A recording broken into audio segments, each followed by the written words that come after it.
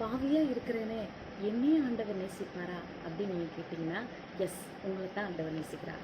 நிறைய நேரம் அவளை மறந்து வாழ்ந்துருக்கிறேனே என்னையும் ஆண்டவர் நேசிப்பாரா அப்படின்னு கேட்டிங்கன்னா, எஸ், உங்களை தான் ஆண்டவர் நேசிக்கிறார்.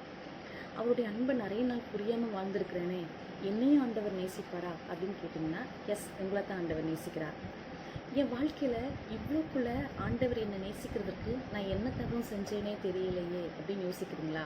ஆமாம், அது ஒரு புரியாத ஒரு புதிராக தான் இருக்குது. நம்ம என்ன தவறு செஞ்சோம் ஆண்டவர் நம்ம இவ்வளவா நேசிக்க, அவருடைய இரத்தத்தை நமக்காக சிந்த, நம்மளுடைய ஒவ்வொருத்தருடைய பாவங்களுக்காக, சாபங்களுக்காக, நோய்களுக்காக, எல்லா காரியத்துக்காகவும் ஆண்டவர் நம்மளை நேசிக்க நம்ம என்ன தவறு செஞ்சோம்?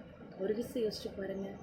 இன்ப இயேசுவை நேசிக்க யான் செய்த என்ன மாதவமோ, நான் என்னதவும் செய்தேனோ தெரியலையே, என்னில் இவ்வளவாய் அன்பு வைத்தீரே,